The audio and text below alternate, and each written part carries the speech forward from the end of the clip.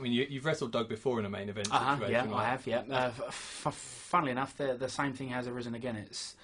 It's like the rebirth of wrestling that RKW put on at York Hall, where it was a qualifying match, and it was me and Doug in the main event. I can only hope that the outcome's the same. But obviously now for me, I will give a totally different style, because obviously I've come up since then and improved a heck of a lot. And obviously Doug has too, so it'll be a different match. And that match was what, November 2006, something like that. So I mean, it's been a while. It has been a while. I'm in better shape now. I'm more ring clued up, sort of thing. So I guess we'll see. Really.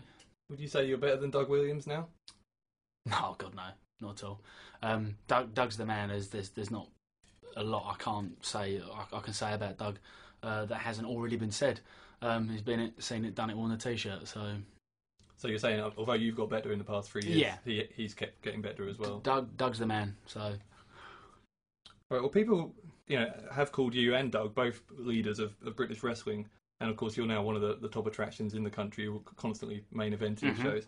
I mean, how you perform must affect fans' perceptions not only of yourself but of the quality of British wrestling as a whole, since you're in that kind of top spot. Do you feel any pressure with that? Sometimes the most there's been 2 occasions where I felt tons of pressure, and that was against Mr. Shane last year, which is still one of my favourite matches I've been in, and recently when I wrestled Abyss. Those are the only times I've actually really felt pressure about, right, okay, I've really got to put the goods on here. In terms of, I don't know, just I do feel pressure, but it's one of those things. I'm in that spot for a reason. So if I was to feel pressure, then I suppose that's lack of preparation. So I don't really feel that much pressure. I suppose it would depend on the situation. Do I feel pressure regarding Broxbourne? Yes, I do, because this is a new show and this has got to be spot on. It has to be match of the night, and in my mind now, I'm not settling for anything less. So, do you always still feel the pressure when you go through the curtain, whatever the match is? Or... I still get the jitters. I still get the adrenaline rush. The day I stop getting that, I suppose, is the day I really should think about walking away from the ring. So, I want to talk, if I can, now about how you got into the ring in the first place. What was it as a young man that inspired you to get, first of all, interested in wrestling as a fan, and then to train? Stupidity. No, I'm joking. My first recollections of wrestling was when I was 7, 8, and that was always watching Superstars. WWE. Yeah. And Wrestling Challenge, and even some old NWA stuff, and that was when it was still, and it had just been bought by Turner, but they were still calling it NWA, and that was with my cousin around my nan's on a Saturday. And obviously then afterwards we'd jump around and probably break off the furniture and get slapped around it. Don't break that, don't do that. That's my first instincts of wrestling. Obviously seeing the large on life characters, the massive physiques, what wouldn't draw people into watching wrestling. Remember your first match? What was the first thing? The first match I ever saw was Hulk Hogan and Randy Savage at WrestleMania 5. That was the first ever match I saw. I'm still a Randy Savage mark to this day. But in terms of training, because I stopped watching wrestling, I was always watching wrestling up to that point. I then stopped when I was probably about 13. I think it was WrestleMania 9, so it might have been a bit before then. And I got into martial arts. I did that for years. I eventually got into mixed martial arts, where I was doing Thai boxing, kickboxing, boxing, the whole lot, submission wrestling. I did the whole lot. I had a few fights in that. And I was just like, I was thinking about doing something else. I was actually contemplating doing boxing, because I thought, well, if you're going to go and get your head kicked in, you might as well go and make some good money out of it. And then one day, randomly, I was flicking through the TV and Raw was on.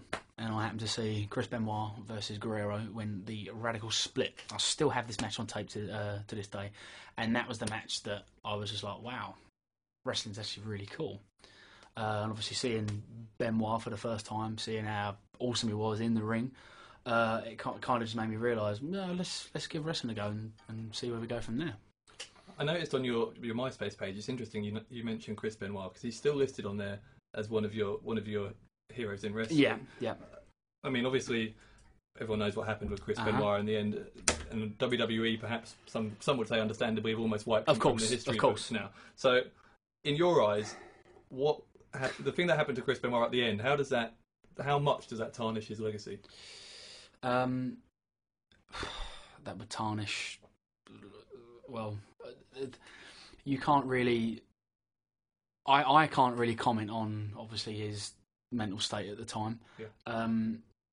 I can only go by when I trained with him, and I can only go by what I saw on what I used to watch on TV every week, and what I still do watch occasionally now.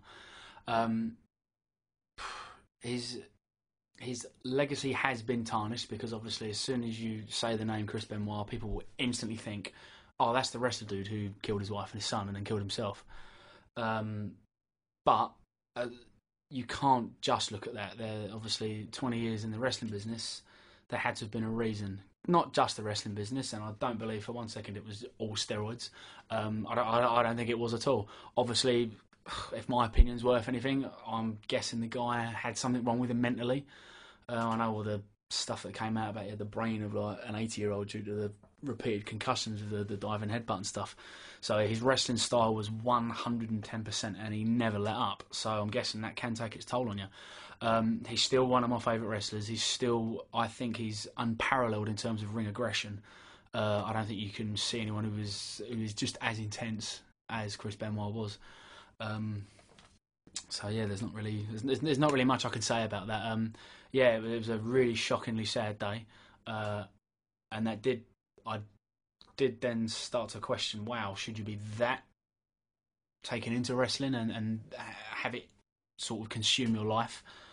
And obviously, like you think towards the end of the road, oh God, if that happens, is it really worth it?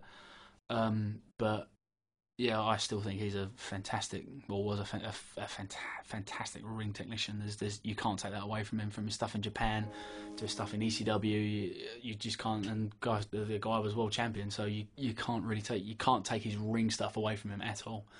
So the thing you just said about how maybe he got too into his character and that kind of thing. I know some people have said that. And also, interestingly, I interviewed Flash Barker on last week's show, and he said that kind of thing happened with him a little bit at one point during his career. That right, okay. He would it would sort of, his real life and his character would blend into one. Okay. How easy is it to switch off from being Martin Stone the character to Martin Stone the real life person? Well, I know people tend to say, when I'm wrestling, I tend to turn up the notches, so to speak, on the loudspeaker sort of thing, and then I'm that character. It's me.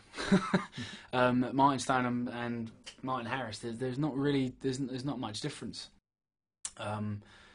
And for me, the reason I learned that a long time ago was because, for the simple fact that the people that are the most natural and the guys that make the most amount of money in the business are themselves.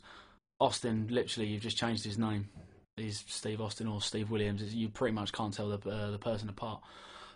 So I not that I go around giving people DDTs off of bus stops or anything like that, but obviously for me it's a bit easier because I have a family life and then I have a wrestling life. I know not too many people in Britain at the moment have got a wife and a son, whereas I do. So obviously I can switch off from being the character and then actually being Martin, so it's not really a problem at all.